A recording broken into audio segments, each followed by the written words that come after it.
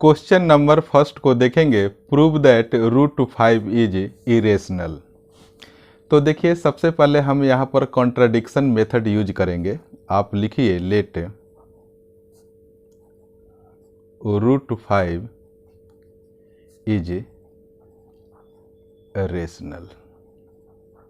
यही तो contradiction assumption हो गया कि हम जानते हैं कि √5 एक इरेशनल नंबर है, लेकिन हम यहाँ गलत एज्यूम करके चल रहे हैं कि √5 एक रेशनल नंबर है। इसको मैंने यहाँ पर लिख दिया, कॉन्ट्रेरी एजम्पशन है ये।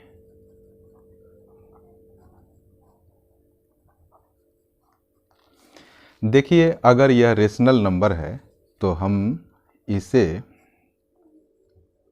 P/Q के फॉर्म में लिख सकते हैं ना, तो हमने A/B लिख दिया। अब हमें बताना होगा कि A एंड B क्या है। A and B are coprime.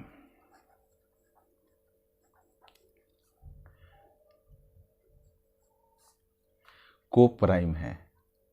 तो मैं बता दूं कि कोप्राइम का मतलब क्या होता है। कोप्राइम का मतलब ये हो गया कि इसके कॉमन फैक्टर केवल और केवल 1 होंगे। इसे आपको लिखना नहीं है, कॉमन फैक्टर केवल 1 ही होंगे। चलिए अब देखिए इसको हम क्रॉस मल्टीप्लिकेशन अगर करेंगे तो ये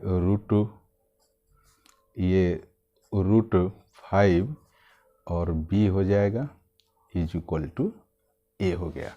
अब हम यहाँ पर क्या करेंगे, squaring both side.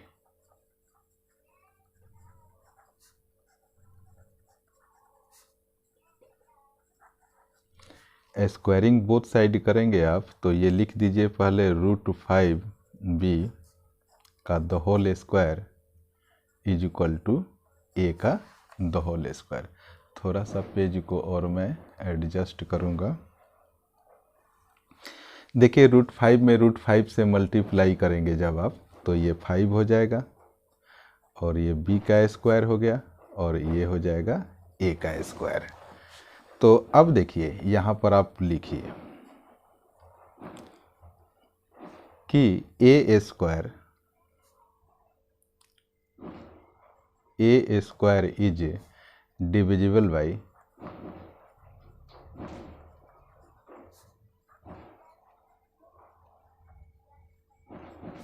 A square जो है, अगर मान लीजिए कि ये मल्टीप्लाई में है तो 5 तो A स्क्वायर के अपॉन में ही आएगा ना, तो इसलिए हमने लिखा कि ये A स्क्वायर जो है वो 5 से डिविजिबल है।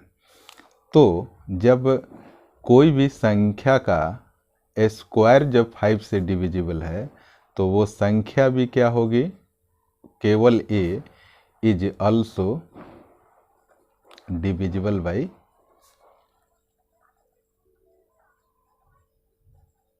डिविजिबल बाई 5 होगा। ऐसा ये जो थ्योरम जो है ना 1.3 के अकॉर्डिंग, आप इस थ्योरम को जानते भी होंगे।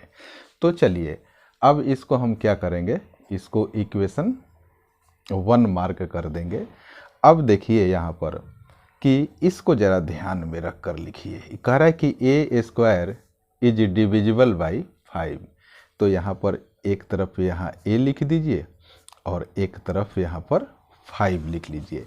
अगर आपको इस 5 को A के अपॉन में ले जाना होगा, यानी A को डिवाइड करना होगा, तो यहाँ पर कोई और एक इंटीजर वैल्यू आपको लेना होगा ना। तो यही तरीका है, इसलिए हमने C एक दूसरा इंटीजर वैल्यू ले लिया। तो यहाँ पर मल्टीप्लाई का साइन हम लगा दे रहे हैं।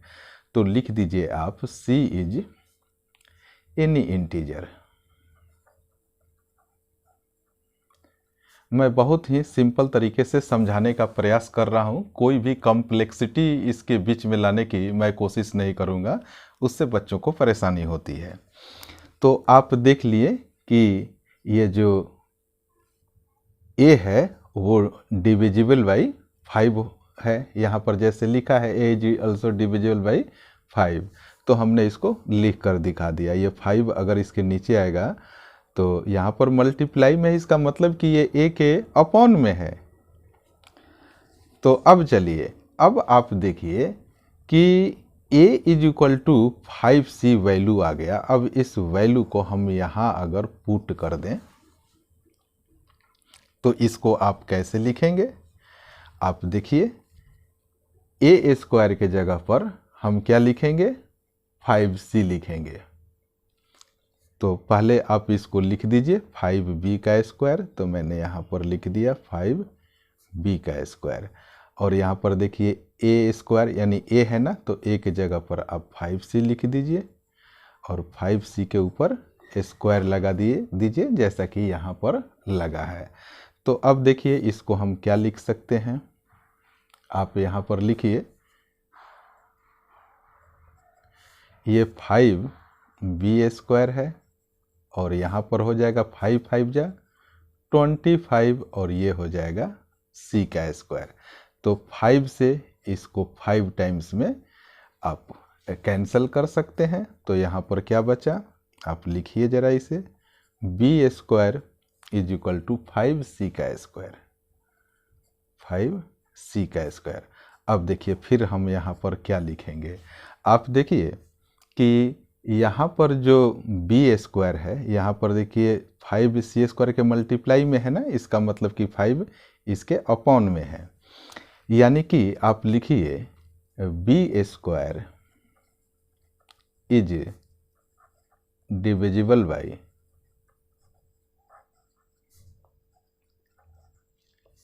5। तो केवल b भी also divisible by 5 होगा, वही थ्योरम 1.3 के अकॉर्डिंग। इस तो अब देखिए हम क्या करेंगे, मैं लिख रहा हूँ फिर आपको मैं समझाऊंगा। फ्रॉम फर्स्ट मैं लिखूंगा और आपको दिखाऊंगा भी। लिखिए आप, from first and second, a and b आप लिखिए, ए एंड बी हैव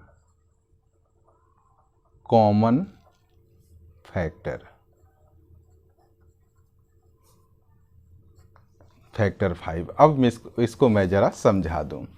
आप देखिए, कह रहा है कि ए इज अल्सो डिविजिबल बाई 5, यानी कि हमने जो रेशनल नंबर ऊपर ए अपॉन बी हमने जहाँ लिखा था, मैं आपको एक बार दिखा देना चाहूँगा कि यहाँ पर देखिए ए अपॉन बी, तो यहाँ हमने ए और बी को को प्राइम हमने माना था कि को प्राइम का मतलब ये हुआ कि ए और बी का केवल कॉमन फैक्टर जो है ना, केवल 1 ही है। लेकिन हमने आगे क्या पाया, कह रहा है कि ए इज ऑल्सो डिविजिबल बाई 5, यानी कि ए का दूसरा भी कोई फैक्टर है। चलिए, अब ए का एक फैक्टर तो आपको 5 भी मिल गया। अब थोड़ा सा और नीचे आइए, यहाँ पर देखिए कह रहा है कि b is also divisible by 5, यानी कि b का भी कोई फैक्टर 5 है, यानी कि 5 जो है वो a का भी फैक्टर है और यहाँ b का भी फैक्टर 5 है। और हमने ऊपर क्या माना था कि a एंड b क्या है, a एंड b का केवल एक ही फैक्टर 1 होगा। यहाँ तो a और b का देखिए 5 और यहाँ भी 5, एक दूसरा फैक्टर भी आ गया। तो देखिए अब निष्कर्ष क्या निकल रहा है, तो निष्कर्ष यह निकल रहा है कि यहाँ पर जो कॉन्ट्राडिक्शन हुआ है,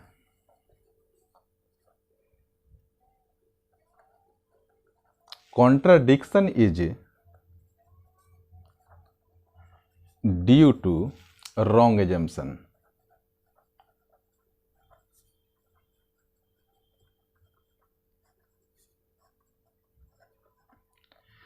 हमने गलत एजम्पशन कर लिया था ऊपर कि √5 जो है एक रेशनल नंबर है। तो चलिए भाई, अगर √5 जब रेशनल रेशनल नंबर नहीं है तो रूट 5 क्या होगा, इरेशनल होगा।